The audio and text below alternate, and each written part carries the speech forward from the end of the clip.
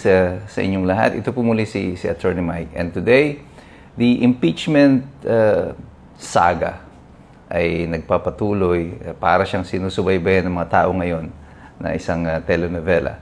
But there are a lot of things that are happening na kagaya nga ng ating prediction noon that will really suggest that this is dead. This impeachment is actually dead. And from the moment na natapos na yung halalan last May 12, naging malinaw na even if the impeachment proceeds, hindi mananalo ang administrasyon in trying to impeach Sara Duterte. Something happened along the way. May mga nagbago ng posisyon, may mga umatras, may umabante. Pero makikita nyo ngayon, may mga at least 3 major camps that are making themselves known pagdating sa kanilang posisyon dito. Number 1, yung Kongreso as a whole wants to continue supposedly na matuloy ang impeachment. Within the Congress, meron pong mga magkakahiwalay pa na block dyan. Andito po yung mga dilawan at pinklawan at saka yung pong mga nasa makakaliwa na patuloy na nagsusulong ng impeachment na ito. At sa kabilang panig naman, meron po dyan yung Senado at yung Senado ay nahahati pa sa dalawang paksyon as of the moment. Yung mga incoming na mga senators at yung mga outgoing Congress of the 19th Congress. Supposedly ay pinangungunahan ni Chis Escudero. At ngayon, nais kong pag-usapan natin upang maunawa natin saan nanggagaling itong mga posisyon na ito. Yung pangatlo pa pala dyan is the Malacanang itself, yung posisyon ng Malacanang. Now, let's break it down. Kongreso. Bakit gusto ng Kongreso di umano na ipagpatuloy ito? Well, ang gusto ng Congress dyan is distraction. Congress assumes talaga na ang mga Pilipino ay maigsi ang ating memorya. Tayo ay medyo may likas na katangahan. Sa pamamagitan ng impeachment, malilimutan ninyo yung San Juanico Bridge, yung debacle o yung usapin tungkol sa budget, yung PhilHealth, at yung mga ayuda, yung mga sunod-sunod na mga kapalpakan na nangyari dyan sa Kongreso. Naisip nila, when the people are distracted by the impeachment, well, malilimutan din nila yan. Itong mga makakaliwa, mga makabayan bloc, bakit gusto nila magpatuloy yung impeachment? Marxist principles po, ang tawag dyan, dialectical materialism. Yung mga naniniwala sa mga filosofiya ng communism o Marxism, nag-introduce po sila ng konsepto noon, a philosophical concept called dialectical materialism. In essence, under this concept or theory, change is only possible through conflict. Kaya mas gusto po ng mga makakaliwa, lagi may conflict kasi sa palagay nila, dito lang talaga magkakaroon ng tunay na pagbabago. At yung pagbabago na yan na hinihintay nila, ay yung sila naman ang malalagay sa posisyon.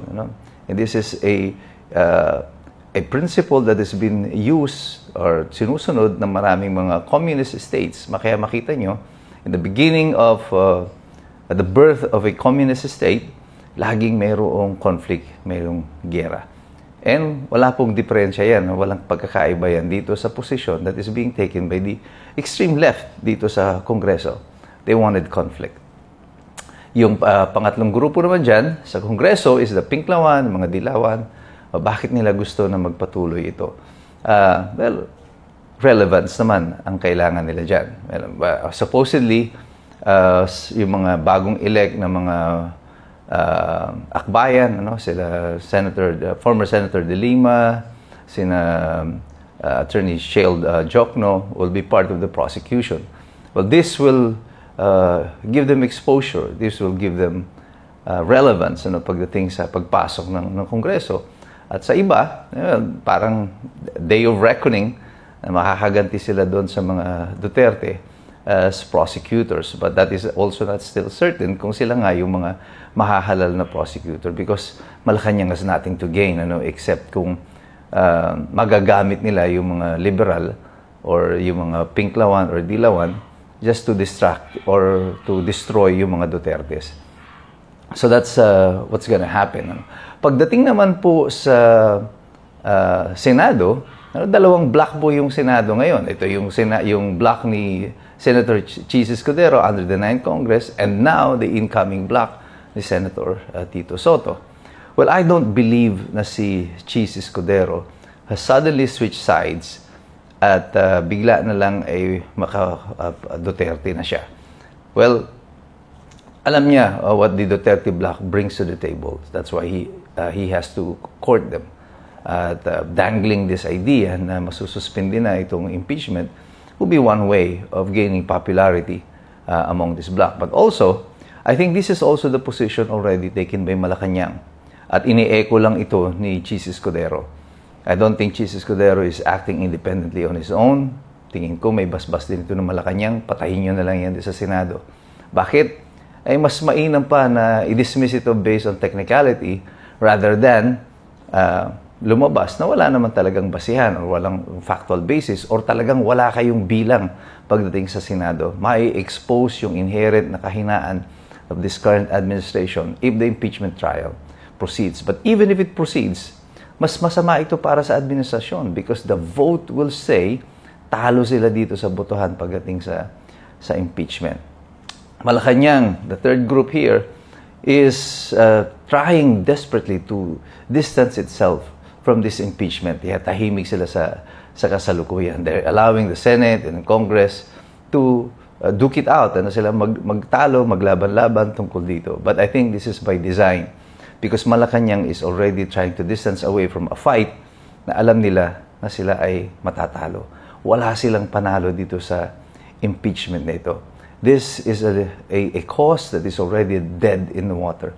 Patay na itong impeachment na ito. Matuloy man itong trial o hindi, this is already dead. It's a done deal pagdating sa impeachment ni Sara Duterte. They cannot possibly impeach Sara Duterte at this juncture.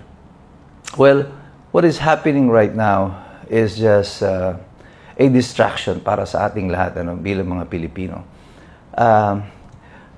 Enough of this bullshit about a constitutionality, about right and wrong.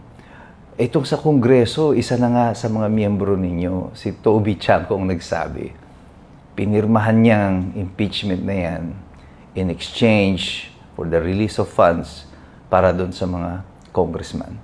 So please, stop telling us about stories about this, releasing evidence about the truth. This is not about the truth. This impeachment is all about corruption.